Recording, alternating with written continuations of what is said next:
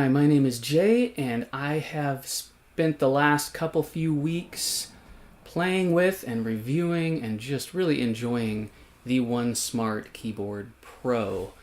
I really had a lot of fun with it.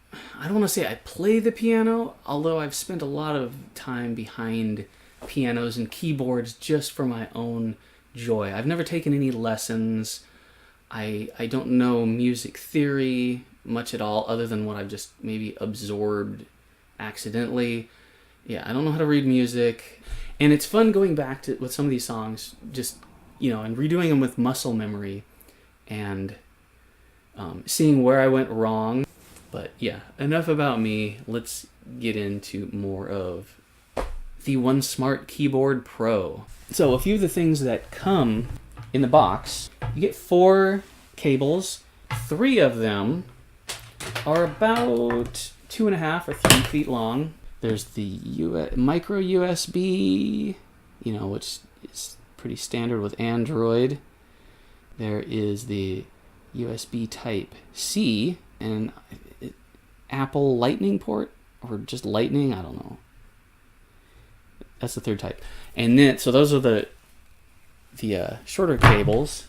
And then they have a 8-foot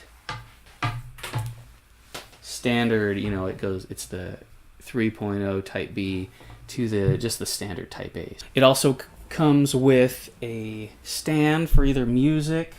This feels like aluminum, and this is, Lexan, some sort of a strong plexiglass. And that goes right here. I also have the option, the wooden stand with the 3 pedals, and I'll get into that a little more. There is a spot on the back for just here's just a generic sustain pedal for any keyboard. It's got that 1/4-inch jack, and it accepts this just fine. It just works perfectly. However, underneath it has a proprietary port that works with the 3 pedals that come with that wooden stand. I would recommend that because it's got those 3, the damper pedal, the sustain pedal, and the, I don't know what you call it, that kind of modified caps lock sustain pedal in the middle. You have to Google if you want to know how to actually say things. So as long as I got the camera here and we're looking at the front of it, I'll go over just a couple of simple things. It does have a pretty simple interface when you're not using it with a device. So you got your 2 standard headphone jacks, 1/8-inch, 3.5 millimeter. They both work the same, so 2 people can be listening at once while the rest of the room doesn't have to listen to you clanging around. It's got a control knob here and the power. I'll turn it on and you'll see them all light up. Another thing I really like about this is notice how when the LEDs aren't on, you don't even know they're there. It's just a standard sleek keyboard. So also, as long as I have it set up, I've got just a microphone hooked up that we'll try to see how well we can capture the sound. In fact, what I'm doing here, I'll turn it off. I'll turn it back on, and you can hear just the default sound. If you have no device hooked up to it, this is what you're going to expect when you first turn it on.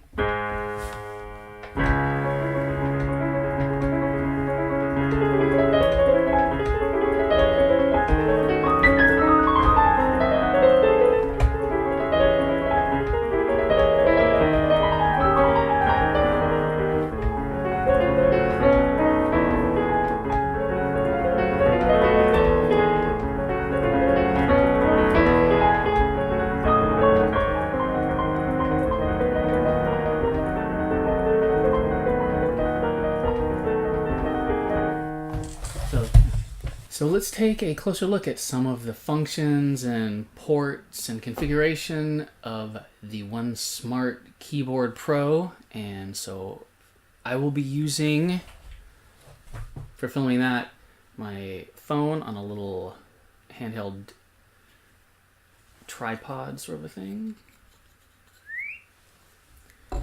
as well as top of a dollar store selfie stick clamped onto my dash cam, which is in turn clamped onto the bill of a Charlie Brown baseball cap, because that's the only baseball cap I have.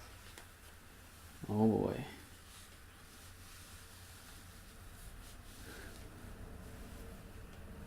I don't know how this will work, but you can send your complaints to our production department. So let's take a look underneath.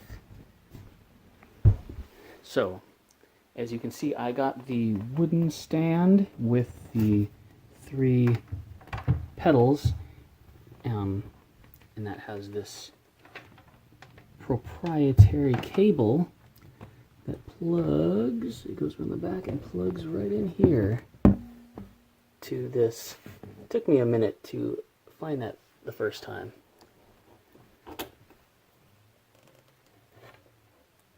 So, and of course that plug's not going to be used for anything else, so I totally recommend getting this to have access to all 3 of the pedals that you'd normally find on a high-end piano. And as well as this really nice wooden stand. So, we drop below, and you can see these are the feet. Oops, right there. It's got rubber feet, but the stand also has these knobs that you can screw in, and they lock to the wooden stand. And it makes it, of course, very stable single unit. You can see the wooden stand is painted and finished and looks very nice from every angle. These are the ports on the back. You have their I don't know if it's proprietary or if it really is it certainly looks like a USB 3.0 Type B connector. You do have another sustain pedal, and like I said, I tried it out with just this generic one that has the 1/4-inch jack. It works perfectly. I didn't try auxiliary out and auxiliary in, but I have no reason to think that that's anything other than what it says it is. And the power. So that's what you got on the back. Okay, let's go over some of the functions really quick. I hope this tracks close to my eyes, because I can only broadly see what the display is seeing, because it's only like 2 inches from my face. So we've got nothing connected. Okay, power on.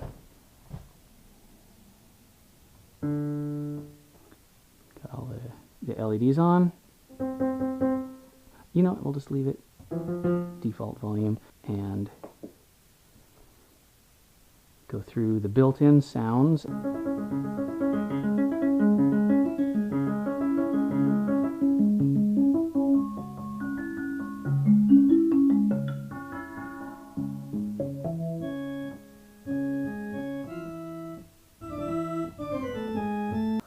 Try to play that.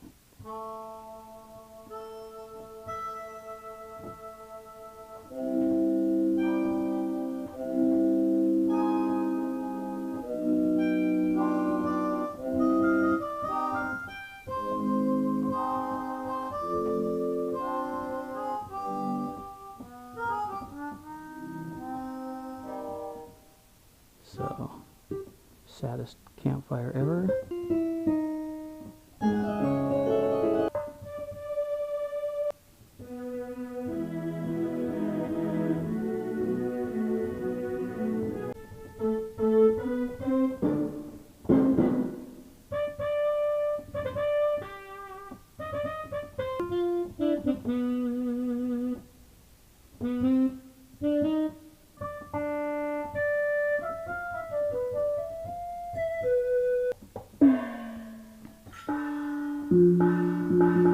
So that's the very top setting. It looks like the last 4 are drum set. I'm going to save this clip in case I make any bad jokes throughout the video. So this is the extent of the controls you can access without having a device connected. So I have connected my iPad up. So now we can actually really get into what the keyboard's capable of. We'll start the one app. It says devices connected, and then there is so much to explore. I haven't gone through everything. I've really just kind of dived into the things that are most interesting to me. Let's take a look. You have all kinds of sheet music lessons that you can follow by category: classical music, crash course. Let's try this out.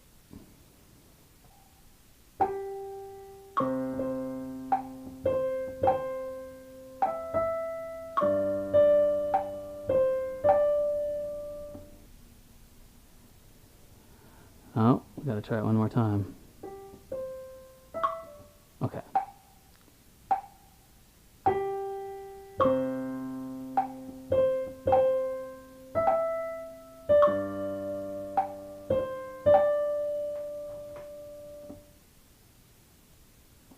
Yay. There are videos, I mean, actually showing you how to do things the right way, which you're not going to learn from me. Games. So the place I personally found myself, this is great for getting started. Up here, here's where you can get into the more involved sound settings. The functions that you can't access just through the control knob. You know, you got your single keyboard. You can have multiple sounds at once. Like, see, okay, that's acoustic grand piano. So we make the second voice. Let's go string.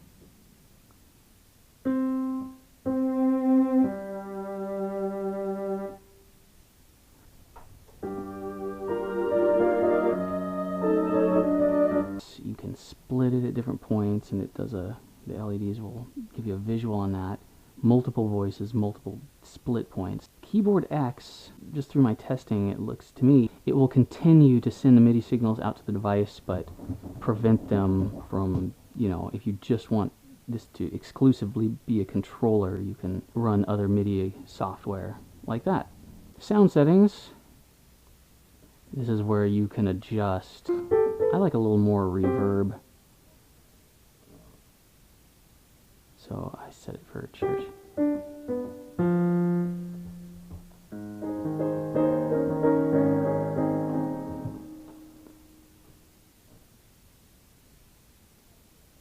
So yeah, there's a couple of songs I remember relatively clearly. One of them is Etude 25-1.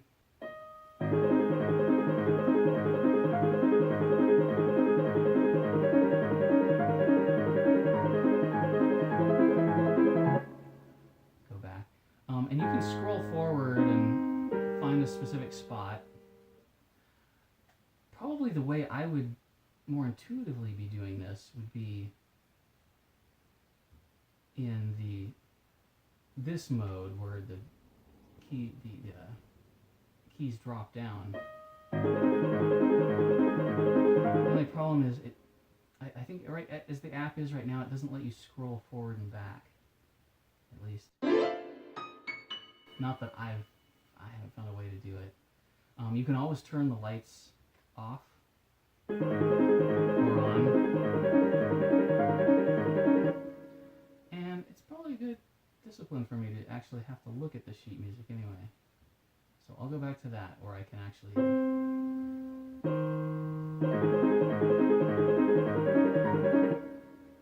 Let's go back to the beginning.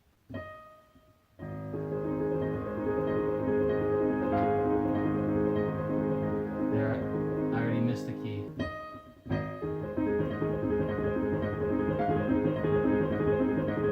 Actually, the part of the song that was my favorite, that got me hooked in the first place to want to play it,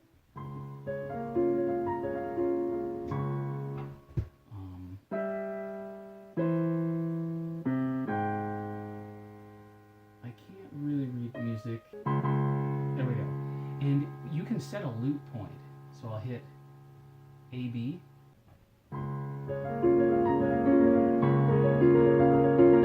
So my muscle memory is right on that part. I've always, so there's a wrong note that I've always been doing. So I need to go back. fact, I'm going to isolate this hand.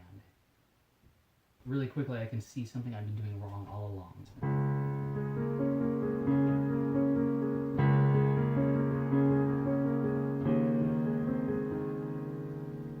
I've always been hitting that note. So I got some...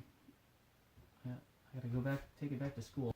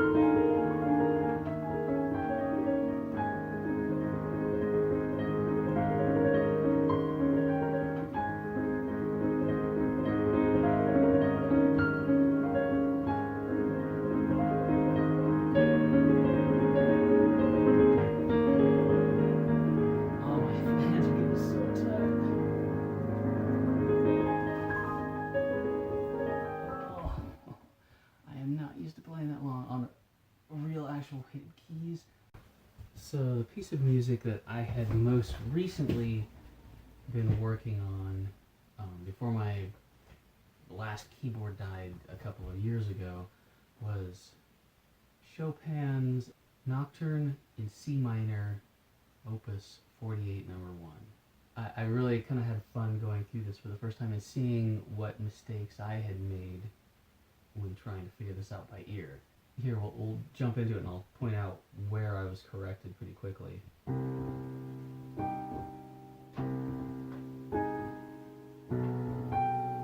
Right here, I had always been playing this chord when it's actually... And as soon as it was pointed out to me, I could right away see where I was getting it wrong. And then it's not too far into the song. There's also some timing discrepancies. You'll see when I get into that.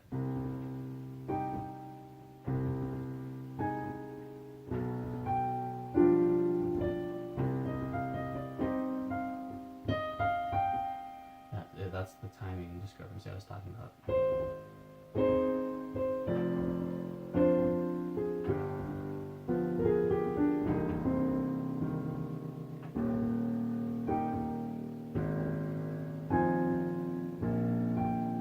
Here's the other one. I had always been playing this when it's correct, which I was missing, is...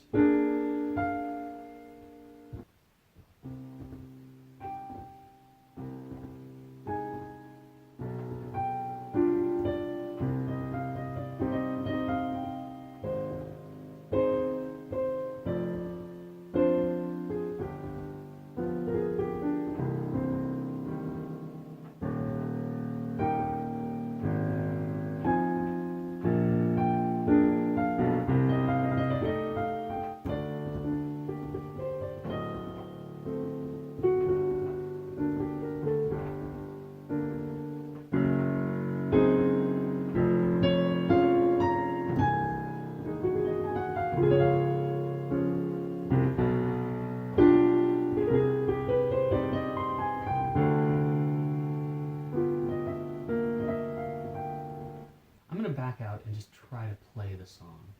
You know, just remembering without the kind of new stimuli going on.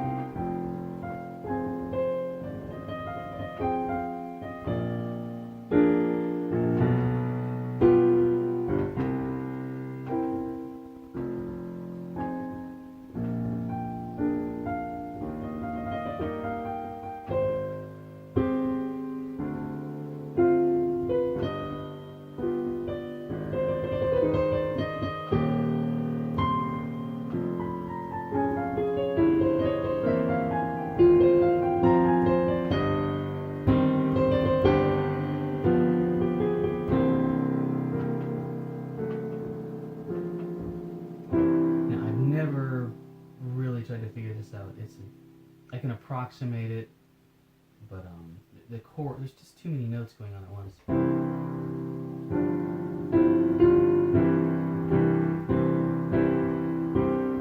Something like this. I'm going to go in and try to just get a feel for what is actually going on that I've never been able to quite pick out by ear. So this first note here, I'm going to set a start point for this loop. In fact, I'm just going to let it play.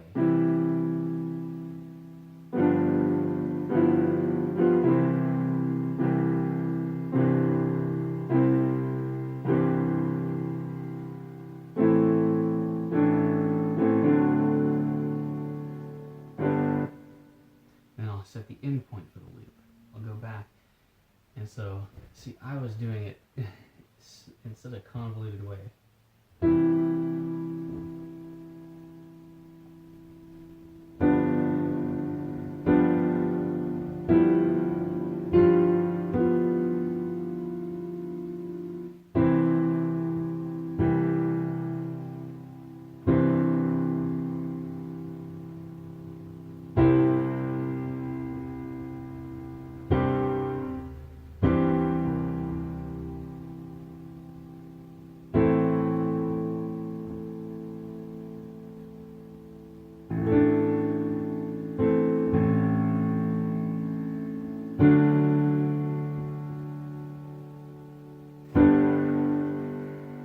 So yeah, that's pretty cool to actually see how it's been played all this time. It's so much simpler than what I was trying to do.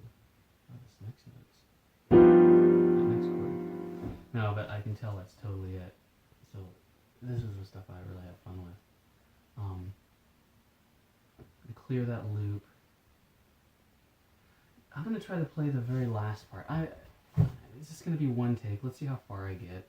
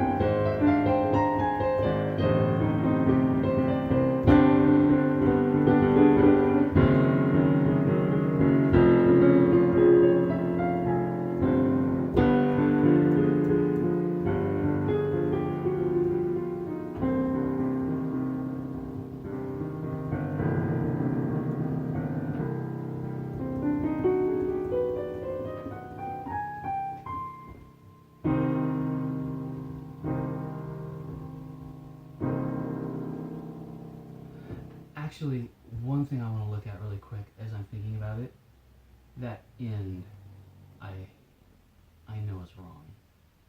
Okay. So that's all I was missing.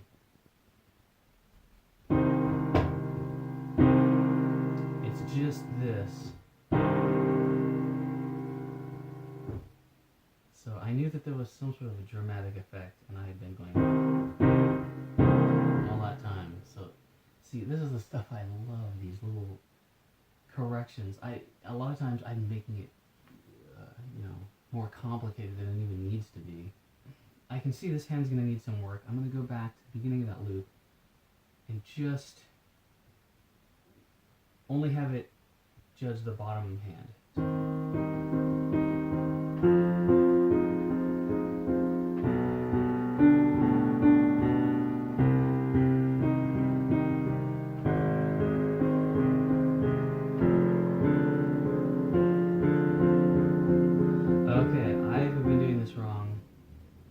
particular one, it's following the same pattern, but that makes sense that part, it would kind of dirty it up because the emotions are getting a little messy at that point.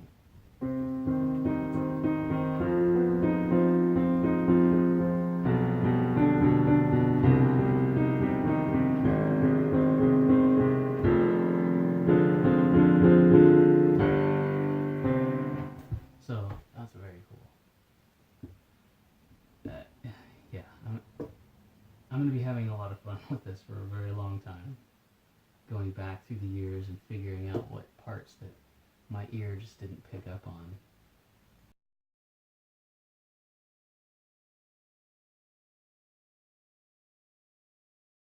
Lightning round for compatibility with different platforms. Here's Windows 10 with Synthesia. I just downloaded the latest version of it. Here's an old MIDI of Bloopers I had. This works fine.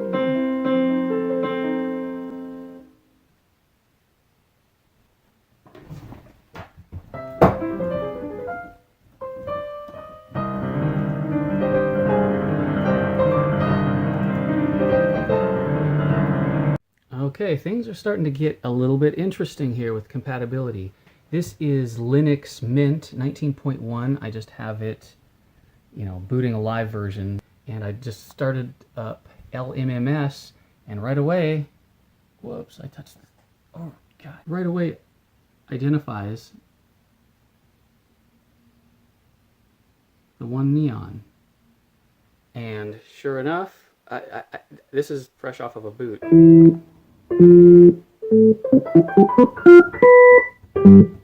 It works. Yeah, I'm super impressed. Another thing that's really cool, this particular laptop, the sound is broken on it. The internal speakers don't work, nothing will come out from the headphones, but you can put an external sound card on it. And without having to set this up at all, I didn't even tell it to do this. Fire up YouTube.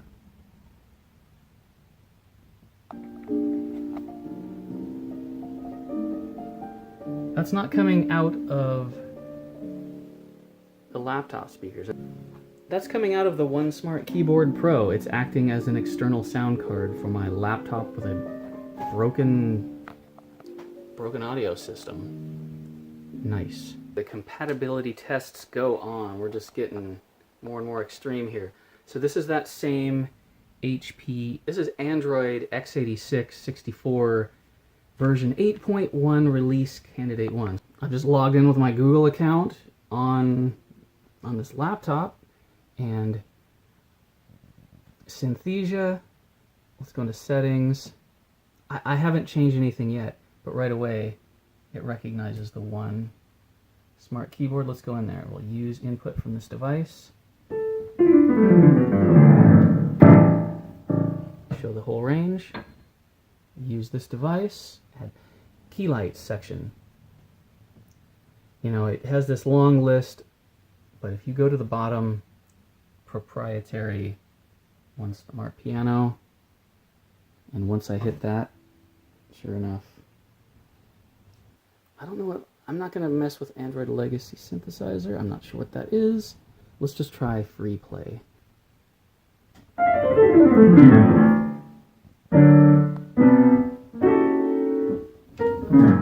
Perfectly on the first try. I can't believe it. I also happened to have purchased the full Android version of FL Studio. I have not really set this up yet. I don't want to worry about that. Okay, and I haven't had to do anything. It's already sitting. So, boom. Now, one app that doesn't work on here, and this warned from the App Store that it's not optimized for this version of Android, is the one app itself.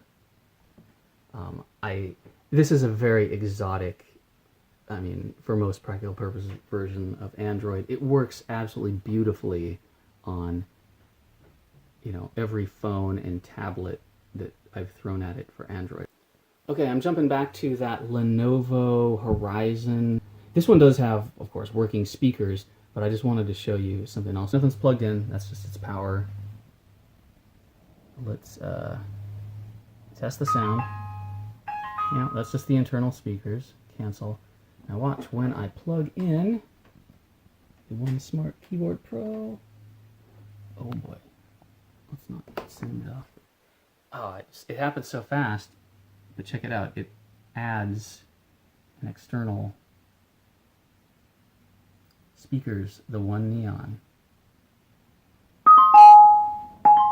And that's coming out of... So it's a fully an external sound card too.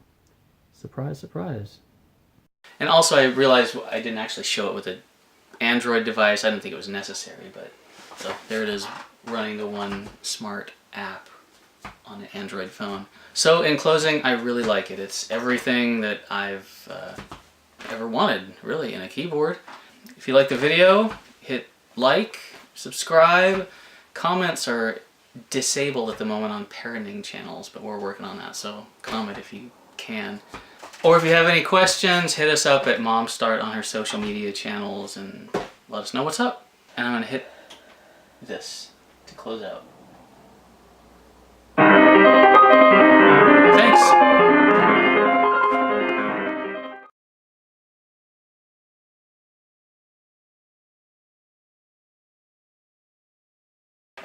Or if you have questions... Oh, I need a break. Edit point. Or if you have questions, hit us up on MomStart's social media channels at... At MomStart. Oh, at MomStart. If you have questions, you can find us at MomStart on social media.